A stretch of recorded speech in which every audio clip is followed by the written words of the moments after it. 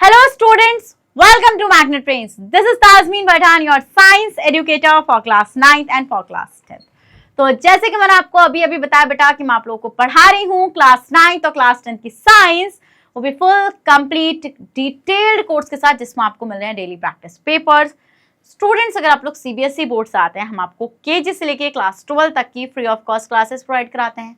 और अगर आप लोग स्टेट बोर्ड से आते हैं जैसे कि MP board, UP board, Bihar board, Delhi board and Rajasthan board, तो बेटा हम लोग आपको प्रोवाइड कराते हैं 6 से लेके क्लास 12 तक की free of cost classes. Students अगर आपको e books and e notes चाहिए तो उसका लिंक मिलेगा नीचे डिस्क्रिप्शन बॉक्स में, जाइए और जल्दी से ग्रैब कर लीजिए। और आप हमें फॉलो कर सकते हैं through YouTube, Facebook, Instagram, Twitter, Telegram and WhatsApp. इन सब के थ्रू बेटा आप हमें जल्दी से फॉलो भी कर लीजिए, क्योंकि आपको पता है magnet brains is the only platform in India जो आपको हाई क्वालिटी कंटेंट एक्सेस कराता है। सो भाई विदाउट एनी फर्दर डिले शुरू करते हैं आज का धमाकेदार सेशन बेटा, जिसके अंदर हम लोग डिस्कस करने जा रहे हैं क्या, cattle farming.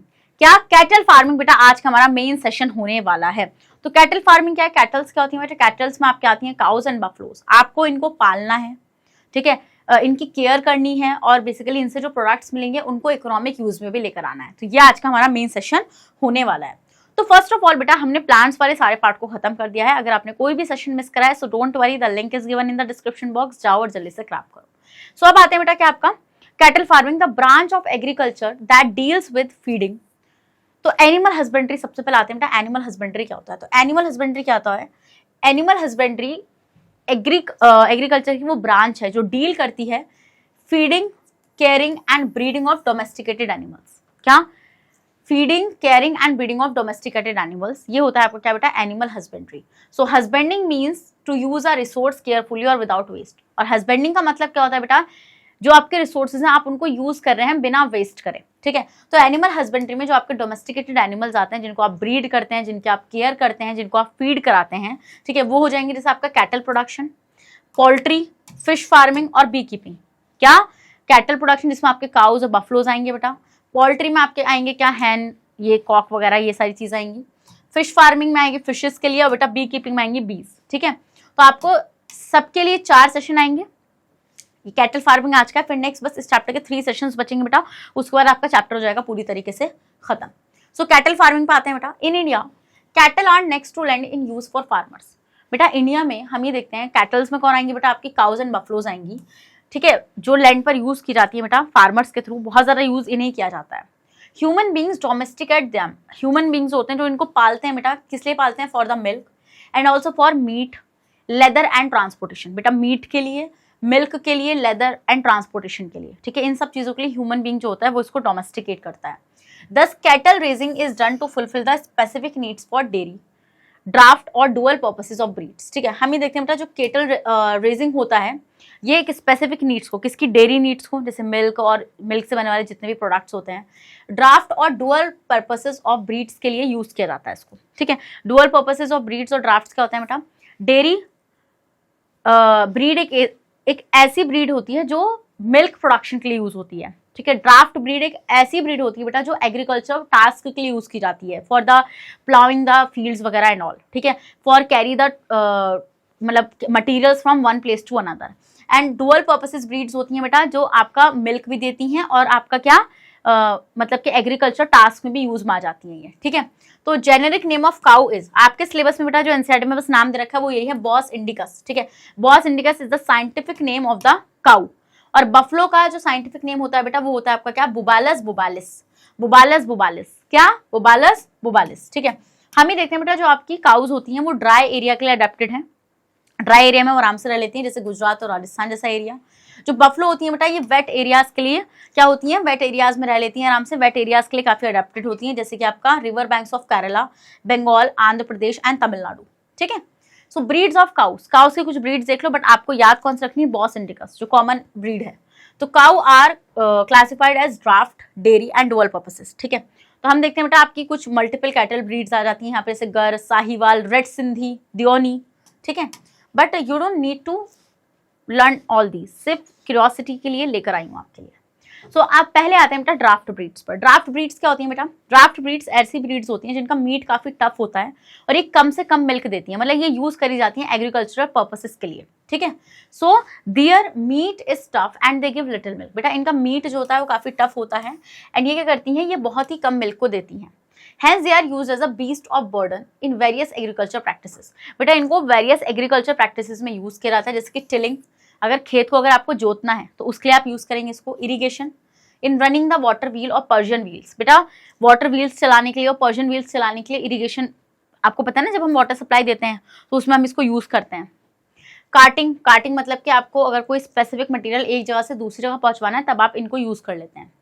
Small and marginal farmers still make use of draft breeds of cows. बेटा बहुत ही कम फार्मर्स होते हैं बेटा जो ड्राफ्ट ब्रीड ऑफ काउस को इस्तेमाल करते हैं, ज्यादातर वो डुअल पर्पस इसको इस्तेमाल करता है। बताती हूँ क्यों। डेयरी ब्रीड्स जो होती हैं बेटा, ये ऐसी ब्रीड्स होती हैं जो इनका डाइजेस्टिव सिस्टम काफी बड़ा होता है बेटा। They have a large digestive system and a spacious udder because as much as possible as the food they consume must be turned into milk। क्योंकि बेटा जितना ज्यादा फूड खाएंगी उतना ही ज्यादा ये उसको मिल्क में कन्वर्ट करेंगी, तो ये ज्यादा दूध देंगी, है ना। डुअल पर्पसेस ब्रीड्स क्या होती है बेटा, जो मिल्क भी देती हैं और जो साथ में एग्रीकल्चर प्रैक्टिसेस में भी हेल्प करती हैं। So these breeds provide milk as well as help in agricultural task. In India dual purpose breeds are favoured by farmers. बेटा फार्मर्स जो होते हैं वो ज्यादातर डुअल पर्पसेस ब्रीड्स का इस्तेमाल करते हैं, because in these breeds the cow are fairly good milk yielders. बेटा क्योंकि इसमें इन ब्रीड्स में क्या होता है, काउ अच्छा दूध भी दे देती है और वो अच्छे से मतलब कि ड्राफ्ट वर्क भी कर लेती है, जैसे चीज़ों को इधर से उधर ट्रांसपोर्ट करना, खेत में जोतने के लिए उसका इस्तेमाल करना, वो सब कुछ कर लेती है। मिल्क प्रोड्यूसिंग फीमेल्स जो होती हैं बेटा, milk producing females population of animals, animals की जो मिल्क प्रोड्यूसिंग फीमेल पॉपुलेशन होती है बेटा उसको हम लोग बोलते हैं मिल्च एनिमल्स या फिर डेयरी एनिमल्स। डेयरी से आप प्रोडक्ट्स मतलब मिल्क वगैरह जो मिल्क देंगी, है ना, या milch animals. So these include cow. इसमें क्या क्या होता है बेटा, इसमें होता है आपका cow, buffalo, goat, camel and yak. Buffalo and cow both are excellent dairy animals. बेटा ये एक्सीलेंट डेयरी एनिमल्स होती हैं, सबसे ज्यादा दूध देती हैं। As well as their males. बेटा इनके जो मेल्स होते हैं ना, ही बफलोज और ऑक्सन जो होते हैं बेटा, are use for various draught purposes. और बेटा इनके मेल्स को यूज किया जाता है कहाँ पर, खेतों में, फॉर प्लाउइंग द फील्ड, है ना, to carry one thing, to carry a material from one place to another place. समझ के वाला पॉइंट? यस मैम, ये चीज हम लोग समझ रहे हैं। So therefore buffalo and cattle production is done for milk. तो इसलिए हम देखते हैं बफलो और कैटल का जो प्रोडक्शन होता है, ठीक है, वो किस लिए, क्या पर्पस है उसका, एक तो मिल्क, फीमेल से मिल्क मिलेगा, ड्राफ्ट लेबर, हम इनसे मजदूरी करा सकते हैं, and a dual purposes that is both for milk and draught purposes. Common breeds of indigenous buffaloes are. बेटा जो कॉमन ब्रीड्स हैं जो इंडियन बफलोज हैं उसमें आएगा आपकी मुर्रा, महसाना, सुरती, और जो काउस की है रेड सिंधी, साहिवाल और गिर। ठीक है भाई, इतना आसान है, पढ़ लेना, ठीक है वैसी, ठीक है। तो मुर्रा, महसाना और सुरती, क्या मुर्रा, महसाना, सुरती, ये बफलो की ब्रीड्स हैं इंडियन, और काउस में रेड सिंधी, साहिवाल और गिर, ठीक है। सो गर हो जाएगा रेड सिंधी और Sahiwal. Indigenous breeds of cow, indigenous breeds of dairy cow are mainly of three types. Three types की होती है बेटा इंडिजीनियस जो है, जो इंडिया में मिल रही है काउ की ब्रीड, जैसे रेड सिंधी। तो this cow is medium in size. बेटा मीडियम होती है साइज में, देख लो ये है रेड सिंधी आपकी, दिस इज रेड सिंधी। कौन है बेटा, ये है रेड सिंधी। ये क्या होती है बेटा, ये मीडियम इन साइज होती है, रेड कलर की होती है with dark and light red shades, ठीक है। तो रेड कलर की जो काउज आपको मिलेंगी वो रेड सिंधी है। साहिवाल जो होती है, this breed of cow is superior to other dairy cows, the animal is large and the heavier build. देख रहे हो कितनी हैवी सी है ये, ठीक है। तो ये है आपकी कौन सी, साहिवाल। नेक्स्ट गिर, दिस इज द, जो गर वाली है आपकी, this is the native breed of गर फॉरेस्ट। तो बेटा ये गर ब्रीड जो है ये गर फॉरेस्ट इन गुजरात से है। This cow is medium in size and a fairly good milk yielder. बेटा ये अच्छा खासा दूध दे देती है, जो गर वाली ब्रीड होती है, ठीक है। तो रेड सिंधी, साहिवाल और गर, ये तीन इंडिजीनियस ब्रीड्स हैं काउ की, ठीक है। काउ का साइंटिफिक नेम जरा कमेंट करना कमेंट बॉक्स में। अब आते हैं बफलोज की कुछ ब्रीड, जैसे Murrah, Mehsana, Surti. So in India buffaloes are domesticated in great number. बेटा बहुत ज्यादा आबादी में लोग इसको क्या करते हैं बेटा, पालते हैं। They are 10 breeds of buffaloes in our country. हमारी कंट्री में 10 ब्रीड्स मिल जाएंगे बेटा आपको बफलोज की। दो इंपॉर्टेंट ब्रीड्स जो है बेटा जिनका अच्छा मिल्क प्रोडक्शन है, पहली है मुर्रा। तो this is a original breed of Haryana and Punjab. Haryana and Punjab की ये ओरिजिनल ब्रीड है, ठीक है। समझने वाला पॉइंट देख लो भाई, अलग ही लेवल की लग रही है चलो next, this breed has a massive body. बेटा बहुत बड़ी बॉडी होती है इसकी। Short and tightly curved horns. बेटा शॉर्ट और टाइटली कर्व्ड हॉर्न्स होती है, देख रहे हो मुड़े हुए दिख रहे हैं हॉर्न्स, ऐसे कर्व्ड हॉर्न्स है बेटा, शॉर्ट है और टाइट है काफी। अडल्ट फीमेल का वेट होता है 435 से लेके 500 केजी तक, और मेल होता है भाई देख लो 650 केजी तक का। So during its lactation period it's average yield of milk, lactation बेटा जब ये दूध देगी तो पता है कितना मिल्क दे देती है ये मिल्क दे देती है about 1800 to 2500 litres with a fat content up to 7%। मान गए भाई, बहुत ज़्यादा मिल्क प्रोडक्शन है इसका। नेक्स्ट आते हैं महसाना। तो this is a breed of Gujarat. ये कहाँ की है बेटा? ये गुजरात की ब्रीड है, ठीक है, from Vadodara and Mehsana district, Mehsana district और वडोदरा से है ये। It's cross between Murrah and Surti.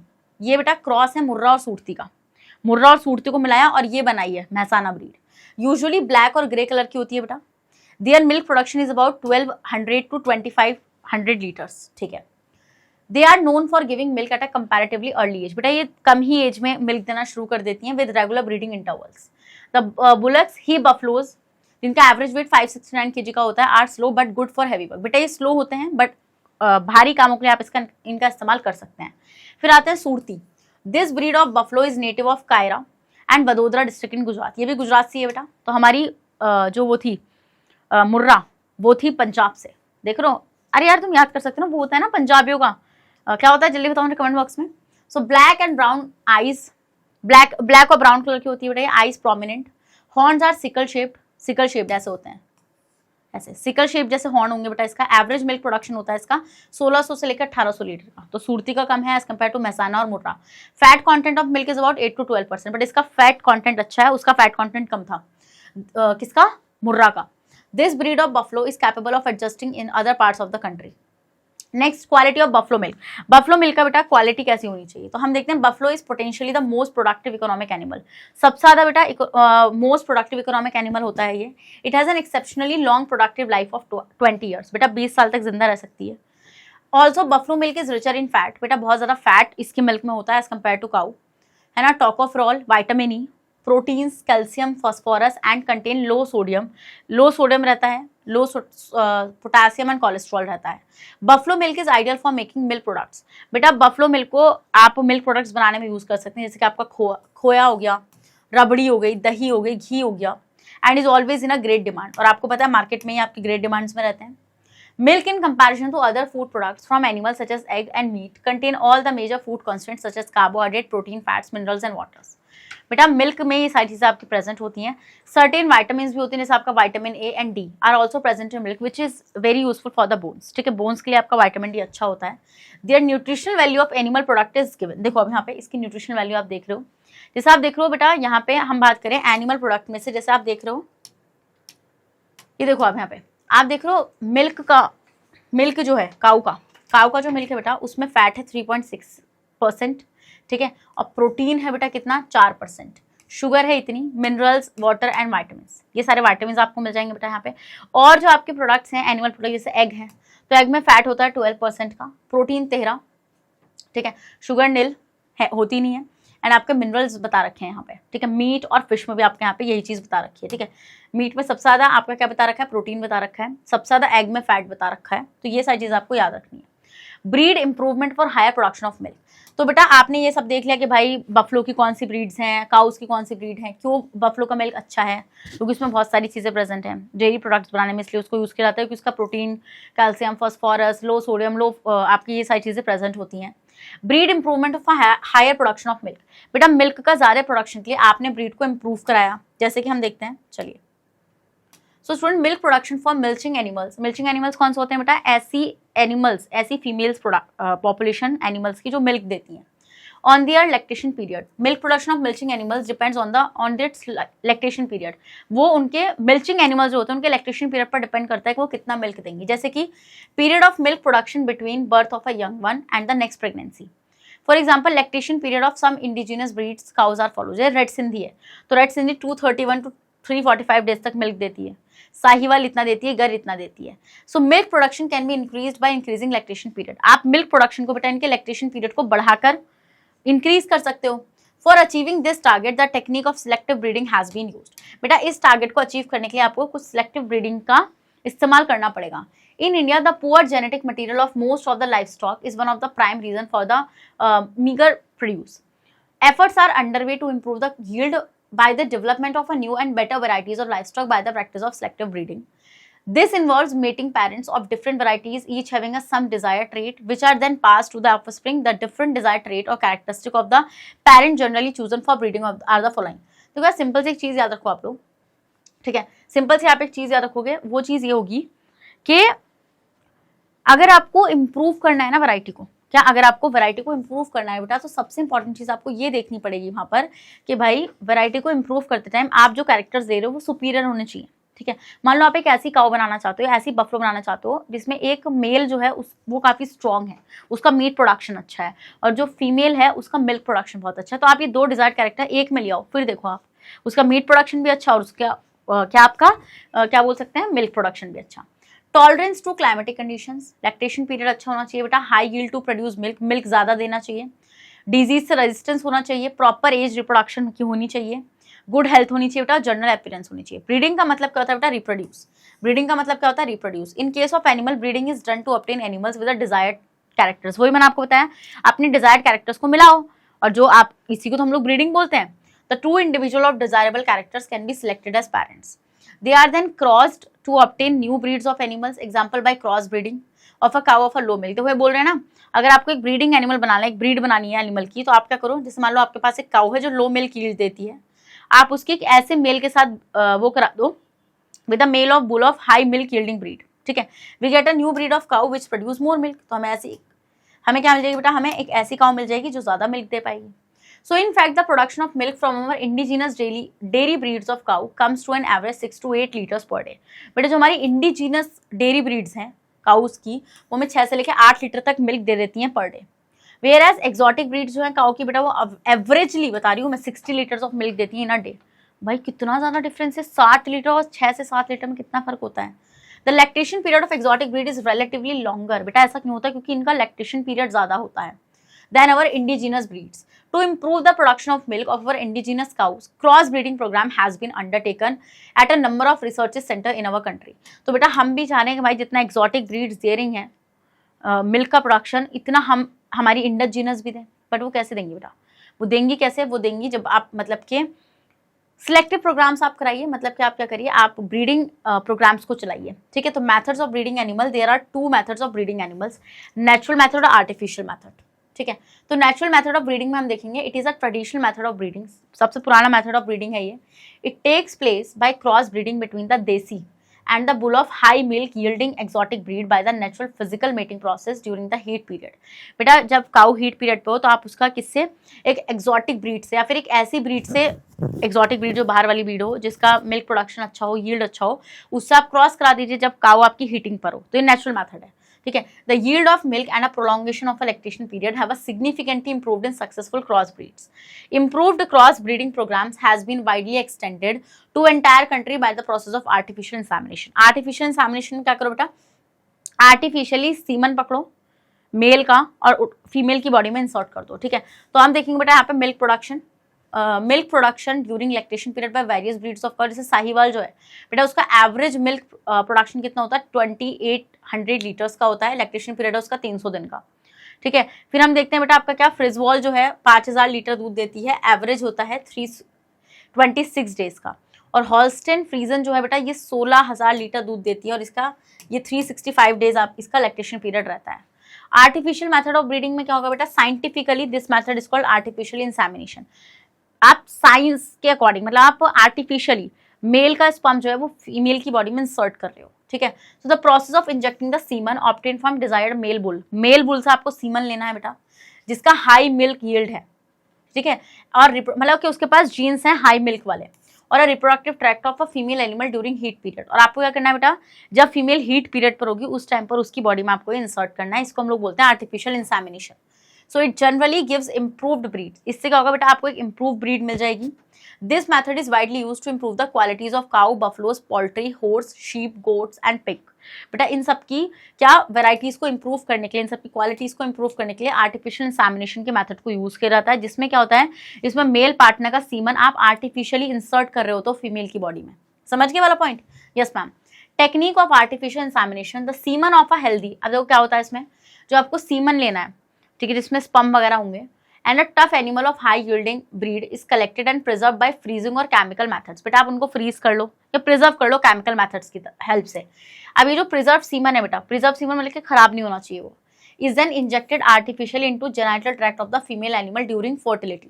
बेटा जिस टाइम पर फीमेल काउ हीट पर हो, तो उस टाइम पर, मतलब जिस टाइम वो फर्टाइल हो, मतलब कि उसका ओव्यूलेशन हो चुका हो, ओव्यूलेशन क्या होता है बेटा, ओवम रिलीज हो चुका हो, तो उस टाइम पर उसकी बॉडी में आपको क्या करना है, उस सीमन को इंट्रोड्यूस कर देना है, ठीक है। तो इससे क्या होगा बेटा, फर्टिलाइजेशन हो जाएगा, फर्टिलाइजेशन हो जाएगा एंड देन क्या होगा बेटा, जाइगोट वगैरह बन जाएगा। It is more reliable method of animal breeding. बेटा काफी रिलायबल मेथड होता है एनिमल ब्रीडिंग का। The first experiment in this field was performed in the year 1780 by Spallanzani to obtain pups, young ones of dogs. बेटा dogs के जो young ones होते हैं ना, पपीज जो होते हैं, ठीक है, उनको इस एक्सपेरिमेंट मेथड से क्या किया गया था बेटा, पैदा करवाया गया था। More than 6,000 artificial insemination centers have been established in the different parts of India. बेटा इंडिया में हमारे 6,000 artificial insemination centers हैं, जिनसे क्या हो रहा है, डेयरी और फार्मर्स, जो dairies to benefit the dairies and farmers at a village level. तो विलेज लेवल पे जो आपके फार्मर्स हैं उनको काफी फायदा मिल रहा है। One such centre is located at Indian veterinary research institute, ठीक है, इजात नगर। तो यहाँ पे बेटा आपका ये प्रेजेंट है IVRI। नेक्स्ट आते हैं precaution for artificial insemination. Artificial insemination के टाइम पर आपको किन किन चीजों का ध्यान रखना है, तो हम ये देखते हैं बेटा, the semen should be obtain from high quality male animal. जो सीमन होगा वो हाई क्वालिटी मेल एनिमल से होना चाहिए आपका, ठीक है। The female animal selected should be healthy and of sound breeding age. बेटा जो आप फीमेल चूज करोगे इस मेथड के लिए, वो आपकी पहली बात तो रिप्रोडक्टिव मैच्योर होनी चाहिए, दूसरा बेटा वो हेल्दी होनी चाहिए, ये नहीं कि वो बीमार है, ठीक है। Artificial insemination should be carried out only at a proper heat period of a female animal. Artificial insemination आपको उसी टाइम पर करना है जिस टाइम पर जो फीमेल है वो हीट पर हो। Next, the instrument used in artificial insemination should be properly sterilised. बेटा जो इंस्ट्रूमेंट आप आर्टिफिशियल इंसेमिनेशन में यूज कर रहे हैं वो प्रॉपर्ली स्टरलाइज्ड होने चाहिए, मतलब कि कोई इन्फेक्शन नहीं होना चाहिए उन पे।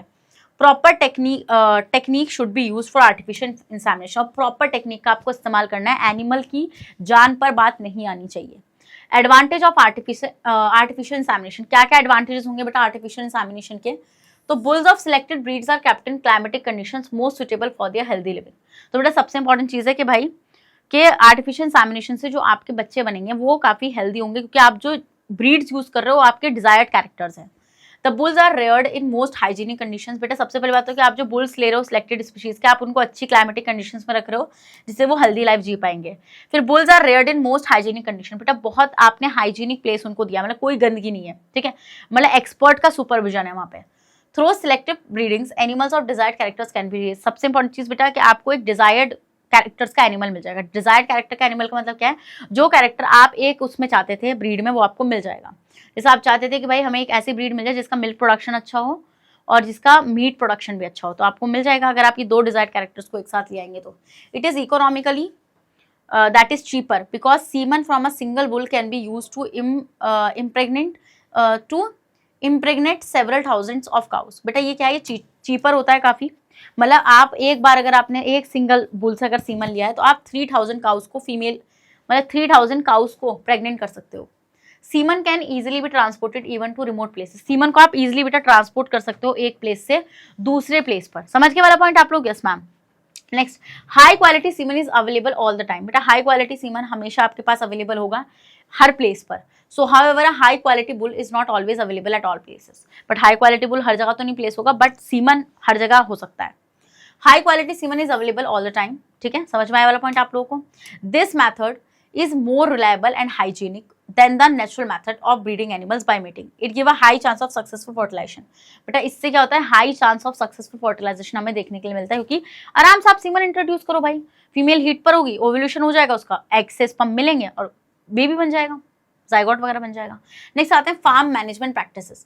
किस तरीके से बेटा आप फार्म को मैनेज कर सकते हो, ठीक है, वो प्रैक्टिसेस हम लोग देखते हैं। In farm houses the requirement of proper cleaning. बेटा सबसे इंपॉर्टेंट चीज, वहाँ पे जो आपके कैटल्स वगैरह रह रही हैं बेटा, उनको आपको सही इन्वायरमेंट में रखना है, मतलब कि वहाँ पे गंदगी नहीं होनी चाहिए, फ्रेश एयर होनी चाहिए, उनके खाने पीने का ध्यान रखना है आपको, ठीक है। Shelters for cows and buffaloes is must due to 2 reasons. For the production of clean milk. बेटा अगर आप उनको ये सारी फैसिलिटीज देते हैं तो पहली बात तो आपको अच्छा मिल्क मिलेगा और एनिमल की अच्छी हेल्थ रहेगी, और एनिमल की अगर अच्छी हेल्थ रहेगी बेटा तो जो वो मिल्क प्रोडक्शन आपको दे रही है वो ज़्यादा से ज़्यादा देगी। Both cow and buffalo require regular grooming. बेटा इनको ब्रशिंग करने की जरूरत होती है to remove dirt and loose hairs, जिससे कि लूज हेयर और डर्ट को रिमूव करा जा सके। They are sheltered under roof sheds they are protect them from rain, heat, direct sunlight and cold. बेटा आपको करना है, आपको उनको एक प्रॉपर शेल्टर के नीचे रखना है, ठीक है। तो आप इनको प्रॉपर शेल्टर के नीचे रखोगे तो बेटा ये हीट, कोल्ड, इन सब चीज़ों से बच जाएंगी। Next, the floor of the cattle shed is made brick lined and sloping for facilitating cleaning and keeping their sitting place dry। बेटा उनके प्लेस को ड्राई रखना है, जिससे कि अगर वो गीला होगा ना तो बेटा उनके इन्फेक्शन होने के चांसेस हो जाएंगे। Generally a cow require about 6 square metre space. बेटा एक काउ को 6 स्क्वायर मीटर स्पेस चाहिए होता है और बफलो को ज़्यादा स्पेस चाहिए होता है। तो in the shelter the animal are provided with a feeding passage and feeding tray, ठीक है। उनके खाने के लिए बेटा अच्छा फीड मतलब कि ट्रे वगैरह होनी चाहिए, अच्छी फैसिलिटी होनी चाहिए। द शेड्स और shelter should be provided with the cross ventilation. बेटा बढ़िया क्रॉस वेंटिलेशन होना चाहिए with sufficient number of inlets and outlets, ठीक है भाई, जिससे वो अच्छे से सांस ले पाए। अगर आपको अच्छा घर नहीं मिले, अच्छे सांस लेने की जगह नहीं मिलेगी तो आप कैसे रह सकते हैं, तो आपको इनका भी ध्यान रखना है। So the food eaten by animals is called feed. बेटा जो फूड एनिमल्स खाते हैं उसको हम बोलते हैं फीड। तो feeding of animals mean providing food to animals. तो फीडिंग का मतलब होता है एनिमल्स को फूड प्रोवाइड कराना। The food requirement of daily animal is of two type. दो तरीके की बेटा फूड रिक्वायरमेंट होती है डेयरी एनिमल्स की। एक होता है मेंटेनेंस रिक्वायरमेंट, दूसरा होता है milk producing requirement. The food is required by the animal to support it to perform the basic functions of life. बेटा आप एक ऐसा फूड उसको प्रोवाइड करा रहे हैं जिससे कि वो अपने बेसिक फंक्शंस को इजिली परफॉर्म कर पा रहा है। नेक्स्ट होता है मिल्क प्रोड्यूसिंग रिक्वायरमेंट। आप ऐसा फूड प्रोवाइड करा रहे हैं जिससे कि आपकी कैटल्स का मिल्क प्रोडक्शन अच्छा हो रहा है। It includes the type of food required during lactation period. Maintenance part of the ration depends upon the body weight, while milk production part is dependent upon the level and composition of the milk. ठीक है, समझ के वाला point? Yes ma'am. Next, components of cattle feed. आप क्या क्या चीजें cattle को फीड करा सकते हैं? तो आप दो तरीके की चीजें फीड करा सकते हैं, एक तो रफेज और एक कॉन्सेंट्रेट्स। रफेज में क्या आएगा बेटा आपका, इट लार्जली कंटेन फाइबर जैसे कि ग्रीन फॉडर, स्लेज, हे, जो स्ट्रॉ होते हैं ना सीरियल्स के, लेग्यूम्स में जैसे आप खिला सकते हैं उसको, गाठी, काउपी, ये सब खिला सकते हैं, ठीक है। कॉन्सेंट्रेट्स में the concentrate used in feed of cattle and buffaloes are a mixture of substance which are rich in one or more nutrients. बेटा मिक्सचर होता है ये चीजों का, ठीक है, जैसे कि आपका carbohydrate, fats, proteins, mineral, vitamin. आपने देखा भी होगा यार। Concentrate are low in fibers. बेटा ये फाइबर्स में लो होते हैं and relatively high protein amount होता है इसमें, और अदर न्यूट्रिएंट्स ज्यादा होते हैं। कॉन्सेंट्रेट में आपके जैसे कॉटन सीड्स हो गया, ऑयल सीड्स हो गए, ग्रेन ऑफ मेज हो गया, oats, barley, jowar, bajra, gram, their by products such as wheat bran, rice bran, gram husk, oil seeds, cakes and molasses, ठीक है। तो ये सारी चीजें आपकी मोलासिस वगैरह इसमें प्रेजेंट होती हैं। तो कॉन्सेंट्रेट में आप दो तीन चीजों का मिक्सचर देते हैं बेसिकली, और रफेज में आप डायरेक्टली चारा डालते हैं।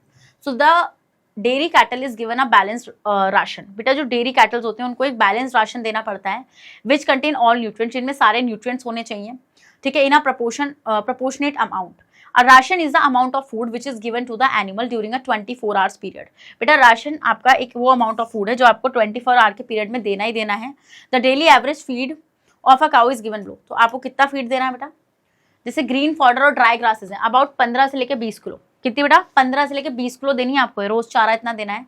ग्रेन मिक्सचर 4 से लेकर 5 किलो। मतलब अगर आप कॉन्सेंट्रेट बना रहे हैं बेटा तो आप 4 से लेकर 5 किलो दें। वाटर का कॉन्टेंट आपका 30 से लेकर 35 लीटर होना चाहिए। समझ रहे हो, इतना वाटर इनटेक होना चाहिए। Beside above mention nutritious food material, dairy animals require certain additive feeds which contain antibiotics, minerals and hormones. ये सारी चीजों का आपको ध्यान रखना है कि भैया 30 से लेकर 35 लीटर पानी देना है। ग्रेन मिक्सचर में 4 से लेकर 5 किलो होना चाहिए, और अगर आप किसी को सिर्फ चारा डाल रहे हैं तो 20 से लेकर 15 किलो होना ही चाहिए। सम एडिक्टिव feeds promote the growth of the animals, facilitate good yields of milk and protect them from diseases, ठीक है। सही फीड अगर आप दोगे बेटा तो उससे वो बीमारियों से भी बचे रहेंगे। A poor quality feeds directly affect the yield of milk in cows and buffaloes। बेटा अगर आप पुअर क्वालिटी फूड दोगे ना तो बेसिकली वो मिल्क प्रोडक्शन को भी खराब करेगी और उनकी हेल्थ को भी खराब करेगी। Disease of cattles and buffaloes. बेटा कौन कौन सी डिजीज कैटल्स और बफलोज को हो सकती हैं? So cows and buffaloes suffer from various disease. बेटा ये वेरियस डिजीज से सफर करती हैं। The disease adversely affect the production of milk and cause mortality of sick animals. जैसे आप देख रहे हैं बेटा पैरासाइट डिजीज, मतलब कि उनको कोई पैरासाइट चिपक सकता है। पैरासाइट जो होता है बेटा जो लिविंग ऑर्गेनिज्म पर फीड करता है। इन्फेक्शियस डिजीज हो सकती है बेटा, इन्फेक्शन हो सकता है, और नॉन इन्फेक्शियस डिजीज भी आपकी हो सकती है, ठीक है। समझ गए ये वाला पॉइंट? Yes ma'am. जैसे पैरासिटिक डिजीज में क्या आएगा बेटा? पैरासाइट आपको पता है ना जो लिविंग ऑर्गेनिज्म पर फीड करते हैं, है ना।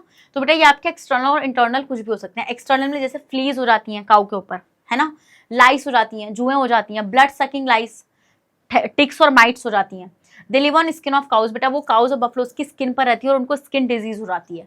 बफलो लीच, होती है बेटा ये कि बफलो का मिल्क को सक करती है और जिससे कि उसको अनीमिया हो जाता है। अनीमिया होता है बेटा मतलब कि उसके अंदर एक तरीके से आप समझ लो उसका हीमोग्लोबिन टूटने, आरबीसी का फैक्टर कम हो जाता है। आप इतना याद रखो सिर्फ अभी। The internal parasite such as worms, बेटा कुछ इंटरनल पैरासाइट्स होते हैं जो अंदर रहते हैं उसकी बॉडी के, जो उसके स्टमक को अफेक्ट करते हैं बेटा, इंटेस्टाइन को, उसके इंटेस्टाइन वगैरह को डैमेज कर देते हैं, लिवर को डैमेज कर देते हैं। ठीक है, इन्फेक्शियस डिजीज में बेटा आपका क्या जाएगा, ये मेनली वायरसेस से होती है बेटा और बैक्टीरिया से होती है। ठीक है, जैसे वायरल डिजीज में आप देखते हैं फुट और माउथ डिजीज होती है, काउ पॉक्स आपने सुना होगा बेटा बहुत ज्यादा। ठीक है, सिम्टम्स जो होते हैं फुट एंड माउथ डिजीज के, जैसे कि ब्लिस्टर्स आना फीट पर, उसके पैरों पर ब्लिस्टर्स हो जाने, छाले से हो जाने, माउथ में ब्लिस्टर्स हो जाने, एक्सेसिव फॉर्मुलेशन ऑफ सलाइवा, ज्यादा से ज्यादा सलाइवा का बनना। बैक्टीरियल डिजीज में आप याद रखेंगे एंथ्राक्स हो जाता है बेटा उनको। ठीक है, और आपका हिमोराजिक ये हो जाता है, तो मतलब इसमें आपको याद रखना है कि बैक्टीरिया के थ्रू हो जाते हैं। समझ गए वाला पॉइंट। कॉमन डिजीज आप देख पा रहे हैं cow pox, rinder paste, foot and mouth, rabies, dermatitis. Dermatitis basically skin के लिए होता है बेटा। रेबीज में क्या होता है, उसके बिहेवियर में चेंज आ जाता है, पैरालिसिस हो जाता है उसको। ठीक है, तो आप इनको लिख सकते हैं। नेक्स्ट आते हैं बेटा, ये कुछ बैक्टीरियल डिजीज हैं, कुछ याद करने की कोई जरूरत नहीं है, सिंपली आपकी क्यूरियोसिटी के लिए बता रही हूँ। फंगल डिजीज में आपको पता है बेटा रिंग वॉर्म्स वगैरह आ जाएंगे, है ना, मतलब कि जितने भी स्किन से रिलेटेड डिजीज हैं आपकी। समझ गए वाला point. Yes ma'am. Viral disease में आप देख रहे हैं बेटा जैसे आपका रेबीज, काउपॉक्स ये आ जाएगा, बैक्टीरियल में एंथ्राक्स आ जाएगा, फंगल में आपका ये रिंग वॉर्म्स आ जाएंगे, पैरासाइट में बेटा आपका स्कैरियासिस, मतलब जो अंदर रहते हैं आपके। नेक्स्ट बेटा आपको एक एक्टिविटी गिवन है 12.3 which is based on this session. So visit a livestock farm, आपको एक लाइवस्टॉक फार्म में जाना है और चीज़ों को नोट करना है। भाई वहाँ पे देखो उसमें तबेले में जाके कि कितनी नंबर ऑफ कैटल्स हैं और कितनी डिफरेंट ब्रीड्स हैं।